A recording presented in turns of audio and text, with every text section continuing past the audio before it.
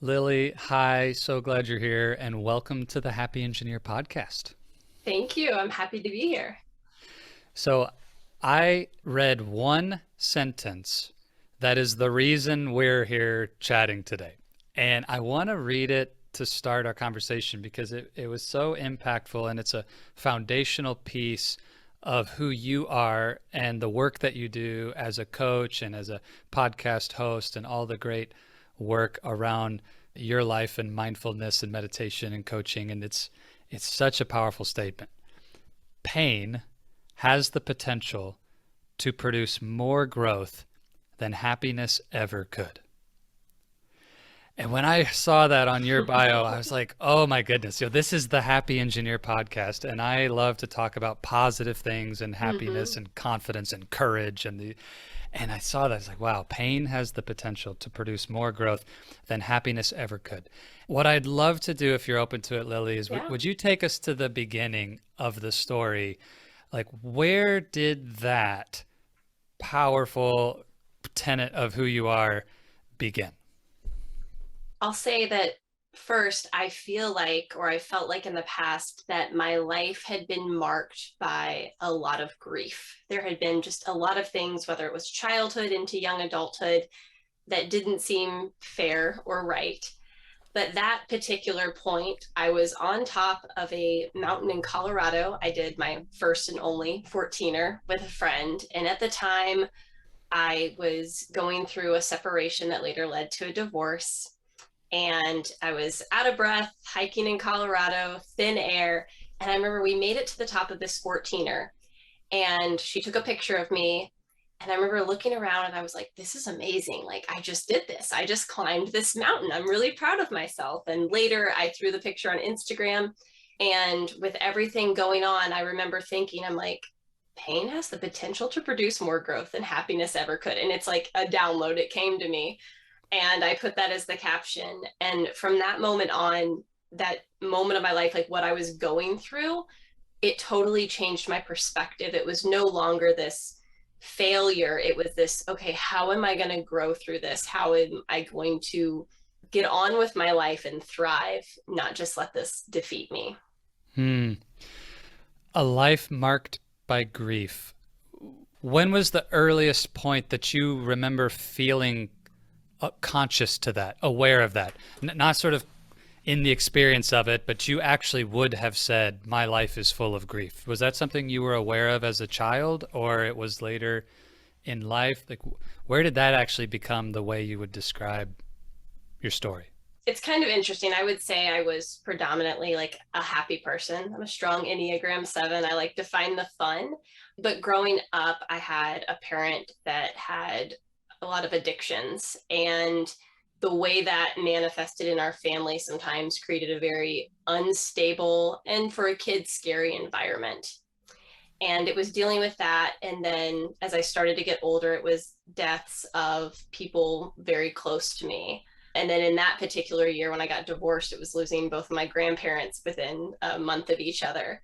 And so I would say it started as a child, realizing that that security and nurturing I was craving from the parent wasn't there. And it just felt like an emptiness. And I would say it felt unfair at first. Hmm. What was the time difference, if you can just connect the story a little bit? So, childhood, challenging situation with parents and addiction. And then you mentioned separation, divorce, and grandparents. Tell us a little bit about the timeline of Oh, how all yeah. this played out. So I would say the first time I became aware of kind of the reality of what I was growing up in was around the age of 9 or 10. Okay. And then when I went through a divorce was 2018. So I was 28 years old. How long were you married before the Five divorce? years. We got married young.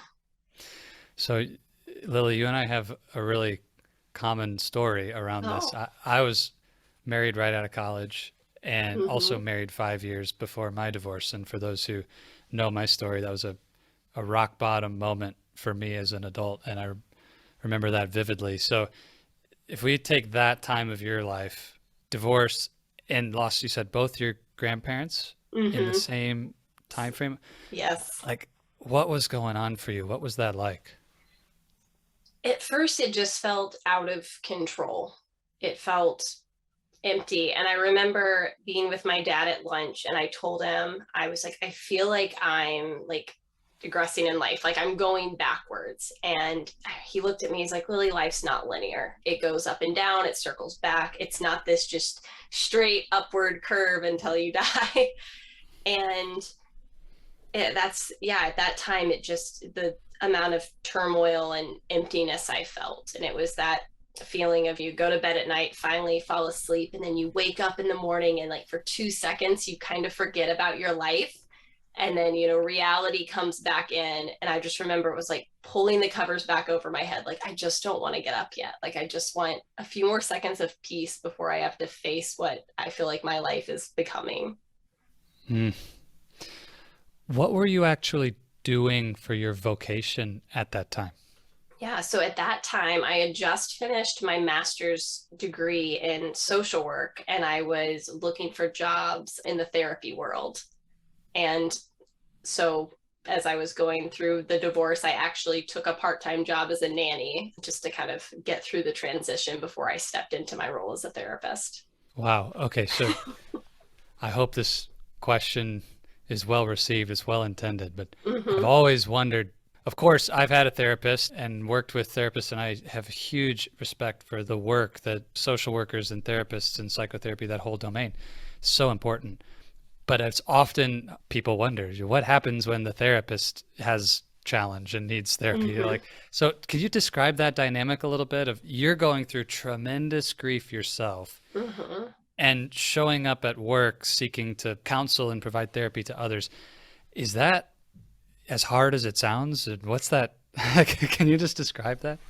No, that is hard, which is why I took, like I said, kind of a nanny job in between as a buffer there, because it was too much at the time. But I will say it's difficult when you're like you're used to being the one on the other side of the room, right? In the other chair, because it's hard to not try to psychoanalyze yourself. I remember when I was in therapy, the words coming out of my mouth, I'm like in my head, like, well, I know it's probably this, or I know that this has to do with this part of my childhood. And it was hard just to like let go of the need to be the expert in the room and let someone else help you instead of being the helper.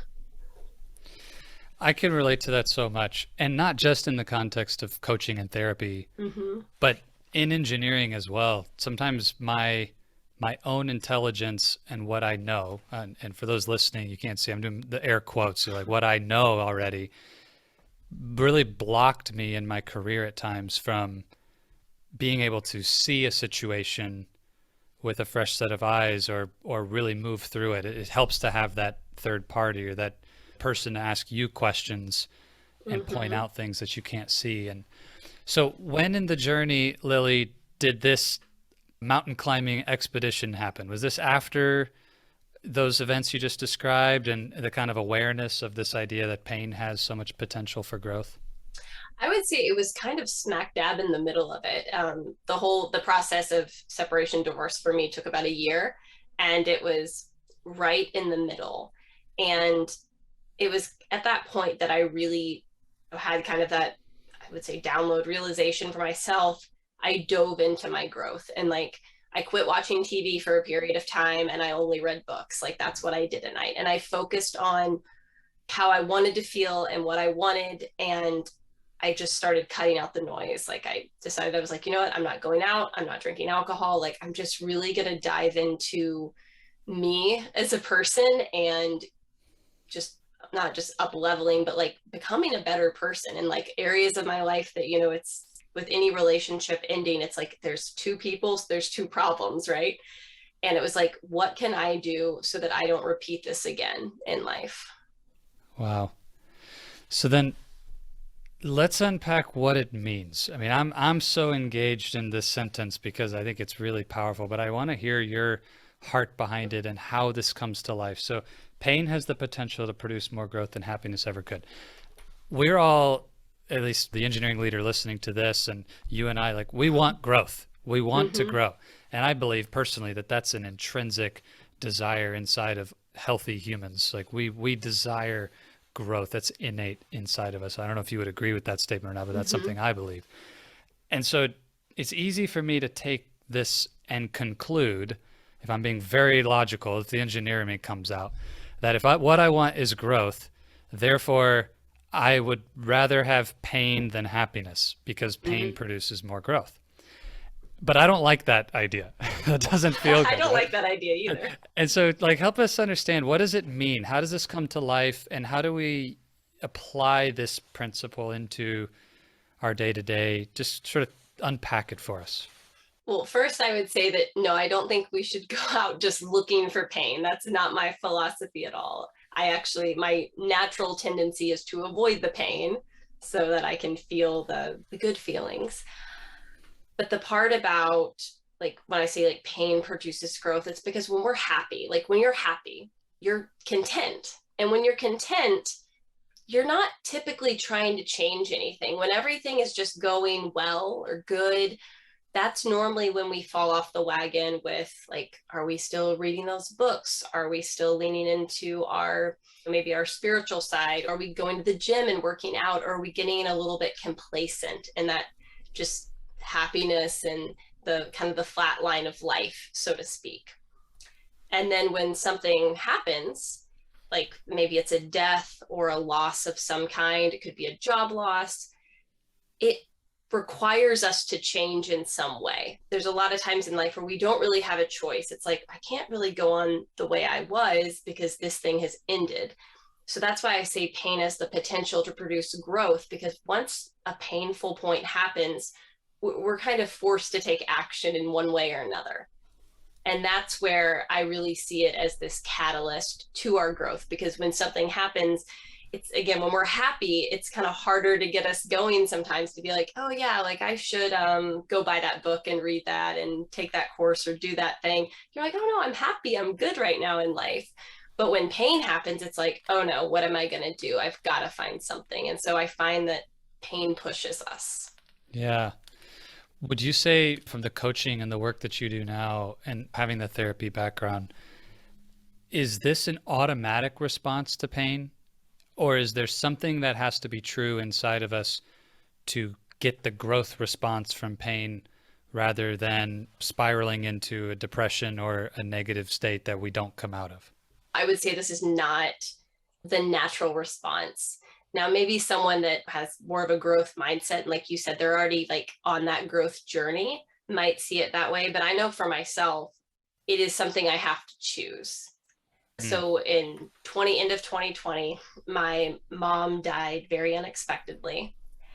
And last year, I found myself back to my natural tendency, which is to, oh, I want to avoid the pain. I don't want to think about it. I just want to be okay.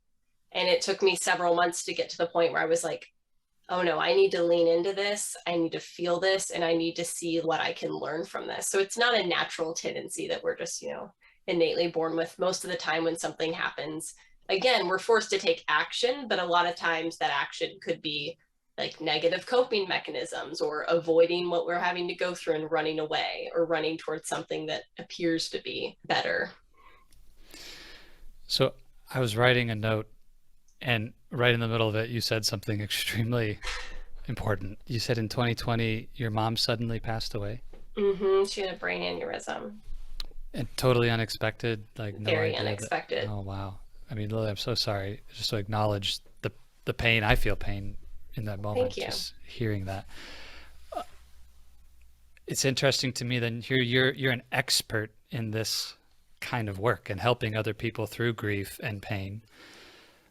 And even then, you said months passed before it triggered in you, like, hmm I need to make that new choice.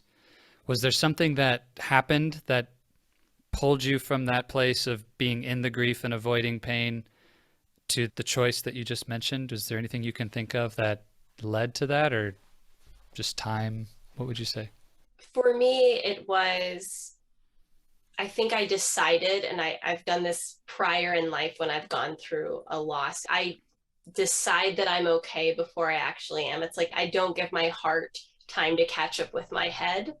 Mm. And so I remember shortly after she passed, I was like, you know what? I understand that this happened. I know the grieving process, which is never a good thing to say. You're like, I know the process. So I think I can think my way out of it. And so for me, I felt in that moment, I remember it's almost like I felt I could outsmart my grief. I was like, I know what's going to happen. I'm going to feel sad and denial and anger and depression. It's like all these things, right? I know what I'm going to feel. So I'll just fast track my way through it. And what that ended up looking like was over the last summer, I love to travel. So I traveled a lot and I thought I was fine because I was away from everything. And even friends of mine would be like, oh, you seem like you're doing so great. And on the inside, I think I knew like, I'm not okay. Like I'm really sad. And for me, that point of realization was when I got home at the end of the summer and I was still for the first time, and I wasn't distracting myself with Yeah. fun or anything activities, but I was actually just home and I was working, and it was just like all the weight came back that I'd been running away from. It was like the grief had been there the whole time. I'd just been kind of holding it back a little bit with Hmm. enough distraction that as soon as I found stillness, I realized I was like, oh, okay, I have work to do. Lily, you're speaking my language as an engineer. This being in your head, and I know the process. I know the 5 stages of grief. I know how this plays out, and I can intellectualize anything. Yeah. Even today, as a coach, and having done all the work that I've done to build emotional mastery and get into my heart and soul more now than ever before, I still have that default setting of being in my head. And Mm-hmm. so, can you speak to that a little bit? How can we improve in becoming aware that, that's what's happening? Mm-hmm. Here I am stuck in my head, and dropping into that heart and soul part of us. What's the way? How do we start to actually be in a different mode? Our minds like to take over. We like to, and not everyone, but I would say engineers probably fall more into this bucket where it's like that logical thinking process where we're like, okay, I'm going to reason with this. I think of it as getting pulled out of our body. Like our brain is just on like, I'm in charge. We're going to think through our process. We're going to deal with this as we would XYZ, and we get disconnected from our body. So I think one of the best things to do is to get grounded. And I mean like physically back into your body. I'm a big proponent of yoga or even earthing. It's where you like go outside, take your shoes off, put your feet on the planet, and breathing and getting back to breath. I don't know if you meditate or anything, but it's finding that stillness so that we can get back into our body and give our heart an opportunity to catch up with our head. Yeah, this is powerful. And I do have those practices in my life now, but I definitely did not before Mm-hmm. I became a coach. And when I was an engineering leader, so back up 5 years ago, if you had said all the things you just said, I would have thought to myself, what is this flower child talking Yeah, about? you're Like like, this sounds crazy. yeah, your name is Lily for a reason. Like, yeah, okay. So let's go ahead and unpack it a bit, because I can imagine the engineering leader listening to this may be curious, but may not have the level of connection to these ideas that Mm-hmm. you and I have. So let's get specific. Take my situation. I'm going through XYZ, really challenging thing, and I'm in my head, and I could tell, and I become aware of that, and I want to take an action to shift. What's a specific example? Maybe the earthing thing you described. Like, walk us through it. What would you do, or how would you coach me to to work through that? Yeah. So if none of those things were in your practice, I would see how that might feel a little woo woo to some people. So the first thing that I would actually start with is just finding some time alone, getting out a piece of paper, and starting to write down, start with like the facts, what's going on in your life, but then asking yourself, what am I feeling? And just starting there, like just a simple question like, well, what am I feeling? And if it's like, I feel sad, it's like, why do I feel sad? And then expand, I feel sad because this happened. Well, why? And like to keep digging deeper in the whys. And what you're doing is you're just making yourself kind of explore deeper into your feeling and your emotion instead of just thinking through it. And also getting things on paper can be very cathartic. So I would start there. But the stillness and taking some deep breaths before you do this practice, because it helps us get into our parasympathetic nervous system and helps us drop back down into our body and get out of that fight or flight. I like the simplicity of that. Any engineer can grab a piece of paper and just start writing about what's going on in our head first, if you need to clear that piece, Mm-hmm. and then ask the questions, get curious about what's going on in your heart. What are the emotions and the feelings you're experiencing, and digging below the surface. So Yeah. there you go. If anybody listening needs a place to begin, there's a simple exercise. And there's something about what you described I want to highlight because I think it's really controversial, especially the way that emotional intelligence is taught. Mm-hmm. You mentioned about the choice, that you're making a choice. And I've heard you say before, that you choose the way you feel. Mm-hmm. Would you unpack that? What makes you say that we have a choice over the way that we feel and experience life versus this is happening to me by these external circumstances? In therapy, we'll talk a lot about an internal or an external locus of control. So I like to think of it as if there's a circle and a marble on the inside. You're the marble, and the circle is everything around you. And an external locus of control would be if everything in that circle got to decide how you felt. So your boss, your wife, your kids are all pushing and pulling your emotions. So if you live with an external locus of control, then it's going to be very true for you that other people have a lot of effect in the world, and everything around you has a lot of effect over how you feel. With an internal locus of control, that's where we take responsibility and ownership of how we feel and decide that it's like, I actually don't have to feel that way. Like my child can throw a tantrum in the grocery store and it doesn't make me angry. Like anger is the emotion I go with, but I'm the one that has control over that. So it's starting there to be like, okay, so which am I? Am I living in an external locus of control or an internal locus of control? And then once you identify that, if you're living externally, there are things you can do to start to take that power back. And then that's where I would say you get to a point where you can choose your emotion. I'm going to be the mean devil's advocate for a moment. Do it. I agree with what you just said personally, but I also know for myself, and I'm going to take, the situation that you just described it with your mom. And I think my mom's still living, but when I even imagine if my mom passed away today unexpectedly, that external situation's going to make me really sad. Like, and so even though I agree with what you just said, I can think of an example at those extremes where like I don't think I would be able to make any other choice than to be extremely sad. So can you maybe tell us about what does that mean? Obviously we're picking something really extreme and maybe that's an unfair question, but how would you kind of describe how those two things can both be true, or just maybe rationalize a bit of what's going on there?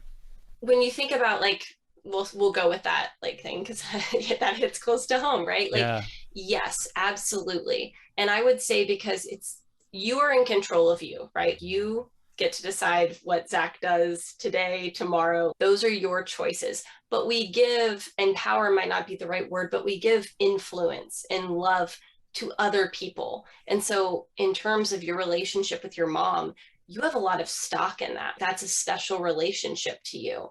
And so you're allowing that person to have influence over your life so that if you lose your mom, absolutely, it's going to be heart-wrenching, and that's Mm-hmm. healthy.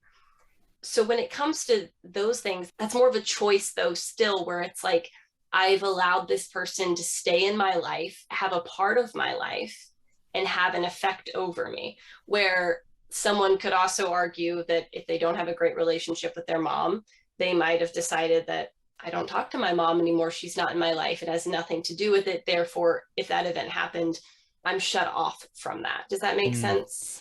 Yeah. So that's actually an interesting distinction. What's the difference between an external locus of control Mm-hmm. versus a choice that I have made consciously or subconsciously by investing my heart, my energy, my time, my love, my values into a relationship, in this case, my mom. And by doing that, that continual choice to maintain that connection and Mm-hmm. give her that special place of my heart leads to the fact that, yeah, if I lose her, I will feel incredibly sad and heart wrenching. But that was still a choice that I made by giving her that special place. And in a way, it's like, it's a risk we all take to love people, is that then if Mm-hmm. we lose them, it's going to hurt. But it's worth it because loving them is worth it. How do you distinguish between the choice of giving that love and knowing that there's a risk of pain if something happens from an external locus of control? How are those different? Yeah, one thing I would say is it's the self-awareness. It's not only knowing you have a choice, but being more deliberate. It's like when we fall in love with someone, like, some people might just jump into love, fall in love and be like, "Oh, I don't know what I'm feeling. It feels good, it feels bad." And then other people have a realization that, you know what, I'm investing in this person and trusting them, and I know that they could hurt me because I'm being vulnerable with them, but I'm choosing it. I'm not just like willy-nilly just kind of letting myself go. So it really, I think it comes back to a level of self-awareness about you and your life. Hmm. This is really interesting. I did not expect our conversation I to didn't go either. to this place, and I'm really intrigued by it. And it unlocks a lot of different things in terms of what types of choices am I making. And again, I do think some of them are subconscious. Like we're not aware that we're making that choice. Mm-hmm. It's just a habit, it's a pattern, or it's the way we were taught. And I'm already thinking of different places like, wow, I wonder where else I've given away that authority or that power. I think you mentioned earlier, where maybe I didn't want to. And now it's affecting me and I'm blaming them or the situation instead of realizing, well, that was my choice to give that person or situation authority and control in my life. Interesting, Lily. I like this. Yeah, and I think it comes back to that. It's like that argument, and someone's like, "You made me mad," and they're like, "Well, I can't make you mad." There are two sides of it where it's like, true, you can't make me mad. You're not physically threatening me harm if I don't choose to be angry at you. But I have given you a certain level of importance in my life. And with that comes like a physiological connection to you in a way where it's like, yeah, Yeah. like your actions, like for instance, like if you say something mean to your wife and she gets upset, that's not on her for like, well, why'd you get upset? It's like you guys have the deep, like both have very important roles in each other's life. And with that is power. Like you're giving away power over it. And with the external locus of control, it's where we're giving away all of our power and we're taking no responsibility for our Ooh. feelings. We're just like, all of our power is dished out. We're not really taking any responsibility for our life. And so we're being pulled around by everything. Yeah. Got it. So then let's talk about how grief becomes growth. Mm-hmm. What is that transformation? If anybody listening to this, maybe they're going through something that's very grieving or painful right now, or they've been there in the past, and maybe there's still an opportunity to grow from it. But as you coach people through this now and what you've experienced in your own life, what is that roadmap or that process? And catch if I'm getting too like into my head with it, please, Yeah. take us another direction. But what does that look like, Lily? How do we turn grief into growth?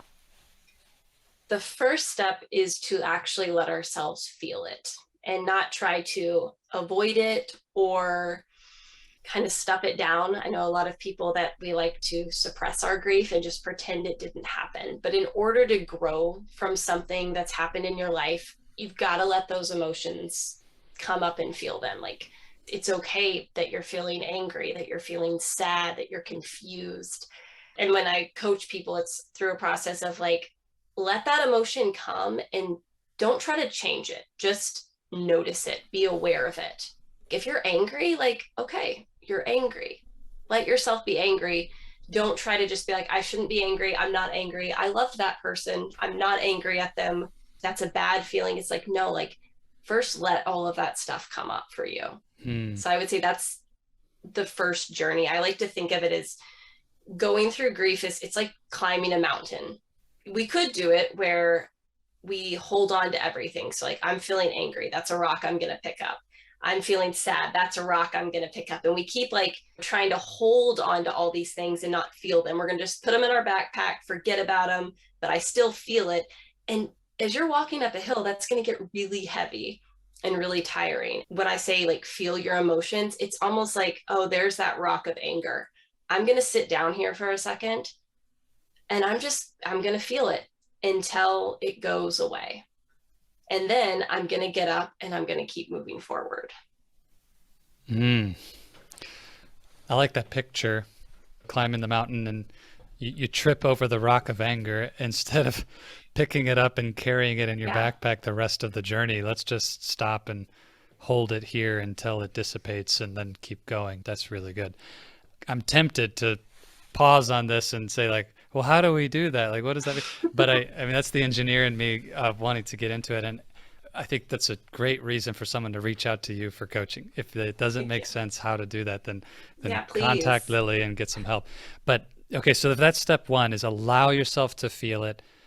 Don't feel like you need to force it or change it. Just be with it. Then where do we go from there? Is that a long process? We're talking years. Is this a one like a single session of coaching? Like where does it go from there? So to give you another visual, I think of grief as I like envision my heart, like not my anatomical heart, like the shape of a heart. And it's like water. When something has happened, maybe you've lost someone, it can feel like a raging river coming through you. Those are all the feelings and all the emotions. And when we suppress them and decide not to feel them, it's like we're damming up the stream. And then we start to drown and become overwhelmed by what we're dealing with. But when we break that down and we let it flow, over time the water recedes and it gets lower. But the thing about loss and sadness, especially when someone dies, I don't believe it ever truly goes away. There's not a point where it's like, okay, 1 year from now, Zach, you're going to feel fine about this. Like, No it's more not like grief. that. Yeah, no more grief. You're done. You've done your time. You're out of grief jail. No, it's more like a creek. And maybe it's just a trickle of water. And you don't notice it because you're not drowning in it. You're not even really stepping in it every single day of your life. But there's still an underlying sadness that's there because there was a great amount of love that's now lost. And so the sadness is just proof of that love that was there. And that little stream is there. So when people are like, okay, so what's next? Like, how do I get through it? It's like you get through the white caps of the ocean, like that water, but we're never going to reach this pinnacle of like, I am fine. I feel nothing towards what happened. Yeah, Does that make sense? 100%. I know in my life story that that is true. And I imagine that engineering leader out there hearing you say it probably is nodding along with us as well. Like, yeah, like I get it. So feel it. Step one. Where else do you go in terms of coaching people how to turn grief into growth then? So after we get started with feeling it, which when I work with people, we do a lot also unpacking your past to kind of see why, say, that particular event is causing you the pain that it's causing you. Because I think a lot of the time it has to do with our childhood and how we grew up and those things. So if I'm working with someone, we do a large piece on unpacking the past to understand our present. So once we do that, I have a lot more information on you. I give them practices to do. One is welcoming prayer, which is it's essentially a meditation. And if you guys Google that, it'll come up to where it's kind of what to do when the feelings and emotions arise within us, how to sit with that, how to breathe through it, and just let it be. And Cool. then we really shift to working on mindset. And again, it's back to that choosing the way I want to feel. Like I'll have people write down, like, what is it you want? Like we know where you are, we've identified that, but what do you want to feel? And then let's work towards that every day in the form of a gratitude practice is a big thing for me. And writing down small micro goals or little wins. So if someone's very, and I'm giving you a lot, if someone's really It's deep awesome. in grief, maybe they've had a loss, we'll start off making like one micro goal to do each day. And honestly, it might be like, you're going to get up and wash your face. Like you're going to take care of yourself in some way. And then once you make that a habit, it's like, all right, our next step is to add something else in and then something else in. And it's just slowly building while you have time to let that river like go down inside of you. Does that make Awesome. sense? It does. It does. So feel it. Don't dam up the river, let it flow, and then begin some disciplines, some practices Mm-hmm. around how we show up to this, when it shows up to us, mindset, etc. I love it. What else? Are there any other stages or things to consider in really when it becomes something that takes us to the next level in life? Is it just when you do these practices, one day you notice the difference and you're sort of like, wow, I can't believe it? Or what else, Lily? What do we need to be thinking about in that Yeah. practice? So absolutely. Like there's no set amount of time, which makes this work kind of hard because it's not like 6 weeks will be grief free. I wish it worked that way, but it doesn't. Like it's It's good going to, marketing, at yeah, I least, know, right? 6 weeks and no more pain. You won't miss them anymore. Yeah, that would be not awesome. not so much. Yeah, but it doesn't work that way, right? And so because it takes time, I like to build a lot of different, like I said, daily practices into your life. And then also, I call it kind of a looking for the good time, which is where we're really going to start calling out when things are like something good does happen. Because what happens to a lot of people, and I dealt with this too, is it's almost this guilt of like, when am I allowed to smile again? When am I allowed to laugh at something again? When is it okay for me to be like, oh, I'm happy without being like, oh, wait, no, I shouldn't be happy yet? And I know there's a lot of people that struggle with that dichotomy if it's okay to thrive and grieve at the same time, Right. because that can feel messy. I believe it takes tremendous courage to be happy, truly, authentically happy, because Mm-hmm. it's rare in life, I've found, where there's nothing driving grief or sadness or pain into your journey. Mm-hmm. And I think what you just described is so spot on. We're always in tension between how I'm supposed to feel because of what's going on in a particular area and being willing to allow good feelings to come in and choosing them, to your point. I think that's really powerful. One other thing I'll add that if people are looking for markers, I would say I believe we are pack animals and we're meant for service. And when we're able to support someone else that has gone through something similar or has having an experience kind of like ours, that is when you will experience that growth too, because it's like you're able to give out of your pain.